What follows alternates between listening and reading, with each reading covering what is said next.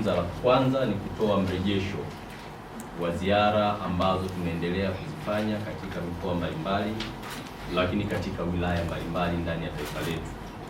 Kama ambavyo mnafahamu, baadhi yenu tumekuwa tukiambatana kwenye ziara kwa ajili ya kazi tatu. Kazi ya kwanza, kuimarisha uhai wa chama, lakini kwenda kuzungumza na viongozi wa chama kwa maana ya ngazi ya matawi, mashina, kuongea na mabalozi, viongozi wetu wa kata, wilaya pamoja na mikoa.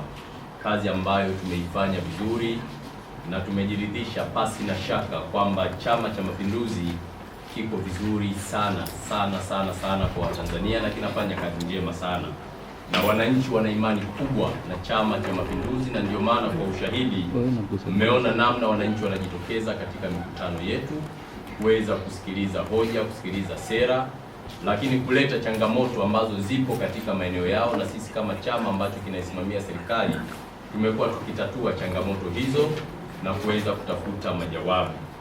Lakini pia tumefanya ziara katika mikoa 12 na tumetembelea wilaya zaidi ya 41 mpaka siku ya leo ninapozungumza, na hii inathibitisha kwamba Chama cha Mapinduzi ni chama cha kazi muda wote, sio chama cha matukio. Ni chama ambacho kimepewa dhamana ya kuongoza nchi, hivyo tuna kila sababu ya kuhakikisha kwamba tunakuwa sauti ya Watanzania, hasa katika changamoto ambazo zipo. Na kwa nini tumeamua kutembelea mikoa hiyo na wilaya hizo? Wajibu wetu kama chama ni kufika kila sehemu.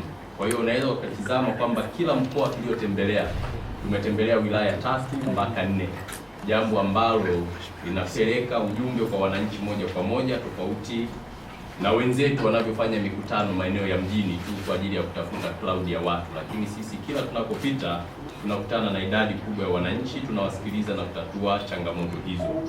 Lakini tumie fursa hii katika maeneo ambayo tumepita katika mikoa na wilaya, tunampongeza Mheshimiwa Rais na mwenyekiti wa Chama cha Mapinduzi Mheshimiwa Dr. Samia Suluhu Hassan.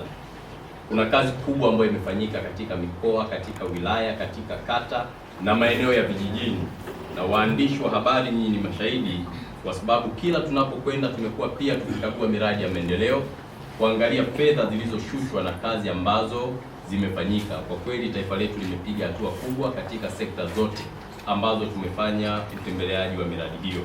Lakini jambo la tatu, katika ziara tulikuwa tunafanya mikutano ya hadhara ambayo inabeba changamoto za wananchi. Tunawasikiliza wananchi wetu, ushauri wao, maoni yao na changamoto ambazo zipo, kwa kuweza kutafuta majawabu ambayo yanaweza kuleta unafuu katika mazingira yao. Hivyo tunampongeza Mheshimiwa Rais. Kwa nini?